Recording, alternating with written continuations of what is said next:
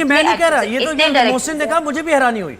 उन्होंने कहा कि मैं जिनके ऑपोजिट काम है उनकी आंखें नहीं मिल रही होती, तो मैं कहता हूँ ये क्या पता तबीयत खराब हो, एंटी एलर्जी खाई हो, मैंने यही सोचा कि ये चीजें हो सकती है। मैं भी अपना इतने लंबे करियर में मैंने तो कभी नहीं देखा कि कोई बीमार लोग आ जाते, लेकिन नशे में ये वो मैंने कभी नहीं देखा। और आपको पता है कि एक एक्टर अगर उसको जरा सा भी बुखार है या बहुत ज्यादा बुखार भी और उसको आना पड़ेगा, इतना आपके ऊपर प्रेशर होता है कि फॉर स्पेशली आपकी वजह से, क्योंकि एक सीईओ की तबीयत खराब होगी तो वो फोन पे मीटिंग कर सकता है, हम फोन पे एक्टिंग करके नहीं दे सकते, हमारी शक्ल कोई वो नहीं कर सकता ना चेंज, स्पेशली अगर सबके साथ सीन्स हैं।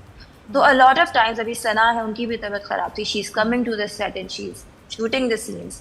अक्सर मेरी तबीयत खराब होती है, और सबसे बड़ा मसला ये होता है कि अगर आपका कोई घर की तरफ से कोई स्ट्रेस चल रहा है तो आपने अच्छा भी दिखना है और आपने हर डिफरेंट मूड में जाना है। अगर आप खुश हैं तो आपने गुस्से वाले मूड में भी जाना है, अगर आप गुस्से में हैं तो आपने खुशी का सीन भी करना है और आपने रोमांटिक सीन भी करना है। तो वो जो इमोशनल रोलर कोस्टर होती है as an actor is very taxing.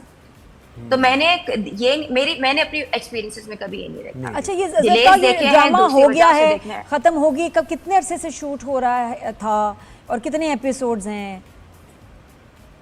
देखिए, मैंने तो ये ज्वाइन किया था फरवरी में। अच्छा। और अभी भी हम साथ इसका शूट कर रहे हैं। कासिम का एक बहुत ही क्रिएटिव प्रोसेस होता है जिसको लेके हम चलते हैं। अच्छा, काफी रहता है। सना के बारे में कोई मजे की बात बताओ, और फरहान के बारे में और हारिस के बारे में। फरहान, हारिस की मजे की बात ये है कि वो बस मेरा बहुत लेम सेंस ऑफ ह्यूमर है, और मुझे आज तक मेरी इंडस्ट्री में कोई नहीं मिला जिसने मेरा लेम सेंस ऑफ ह्यूमर एंजॉय किया हो। तो हारिस जो है वो बकायदा होमवर्क करके आता है और वो कहता है कि सर मेरे पास भी एक लेम जोक है, तुमने सुनना है। तो दैट्स दैट। उसके अलावा जो फरहान है, फरहान और कासिम की दोस्ती इतनी मजे की है कि अगर आप उनके पास जाके बैठ जाओ, कुछ भी ना बोले ना, आपको एंटरटेनमेंट मिलती जाएगी। उनकी जो एक दूसरे की रोस्टिंग चल रही होती है और एक जुगतबाजी चल रही होती है, वो सीरियस बात आप उन्हें बता रहे हो, उसके अंदर से ऐसा मजाक निकाल लेते हैं कि मैं उन दोनों को और सना जावेद क्या सीरियस ही हैं मजाक, और उसकी कोई आदत बताओ मजे की, मुझे बड़ी प्यारी लगती है। सना की आदत ये कि मैं सर्दियों में शूट शुरू किया था तो हमारे लिए किनू आते थे। ऑब्वियसली आपको पता है सेट में फ्रूट्स आते हैं, तो जितने किनू मैंने उसे खाते हुए देखा था, मैंने कहा तुम्हारी अच्छी स्किन का राज मुझे पता चल गया, क्योंकि वो किनू खाने भी सीन में थे। सीन से ही फायदा उठा लिया, गाओ इसी में गाओ।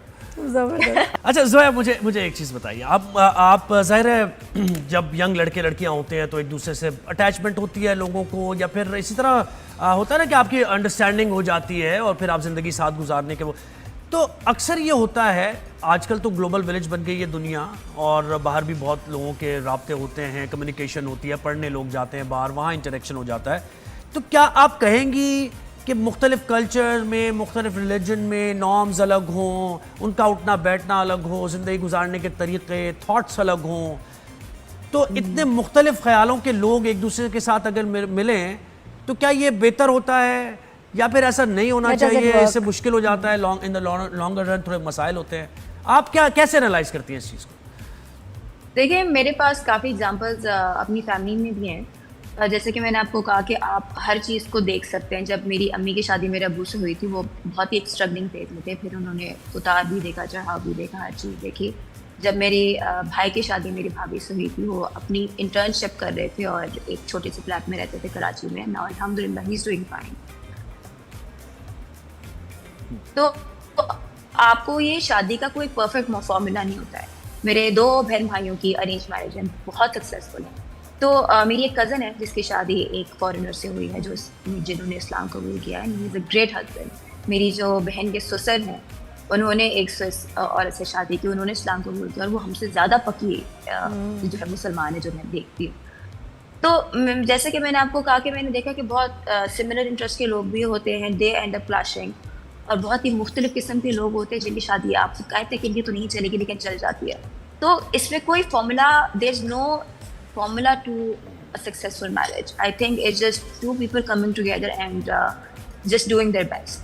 चाहे आपके कल्चर अलग हो, चाहे आपकी अपब्रिंगिंग अलग हो। मैंने बहुत सी जगह ऐसा देखा है कि सेम कल्चर से, सेम फैमिली से, सेम कास्ट से लोग होते हैं और वो लड़ मर के बराबर हो जाते हैं। मैंने देखा है कि बहुत ही कंट्रास्टिंग कल्चर से आए हुए लोग जो हैं, बहुत ही खुशी की ज़िंदगी गुजारते होते हैं। तो there is no hard and fast rule. आप इस बात को ये अल्लाह ताला प्रेडिक्ट कर सकते हैं, हम बिल्कुल। और आप कितनी एफर्ट पर्सन टू पर्सन। अच्छा जोया, आप कौन सा प्रोजेक्ट आ रहा है जिसके लिए हम एक्साइटेड हो जाएं, और क्या हो रहा है? मेरा एक प्रोजेक्ट आ रहा है जिसके अंदर आप मुझे एक ऐसे रोल में देखेंगे जिसमें मैंने अपने आप को खुद भी नहीं इमेजिन किया था। एक बहुत ही पॉजिटिव घरेलू आप जनाब करने वाली लड़की है और तो उसका मैं क्रेडिट उष्णा को देना चाहूंगी because she found the role for me and she told me कि जोया ये तुम कर सकती हो। अरे बस मैंने कहा कैसे टाइम लगेगा। हाँ तो कहती लेकिन कहती कि नहीं तुम ये कर सकती हो, मुझे पता है कि तुम करोगी, मैं देख सकती हूँ। She actually gave me the point. उसने मुझे 2-3 चीज़ें बताई थी क्योंकि मुझे वो नेगेटिव एक्टिंग की इतनी आदत होगी कि मुझे पता ही नहीं था कि पॉजिटिव करना कैसे। और वो she is brilliant at it. तो उसने मुझे इनकरेज किया कि टेक ऑन दैट। अच्छा जोया, सिनेमा में 2 मूवीज लगी हुई है, एक मौला जट लगी है और एक नई वाली मौला जट लगी है। किसका टिकट लेंगे आप, पुरानी वाली या नई वाली मौला जट कर लूंगी। पुरानी वाली तो देख ली थी बहुत पहले। अच्छा, नई वाली का ठीक है। अभी को मूवी देखिए नई ज़ॉम्बी ऑब्सेशन जो लगी है, साइको।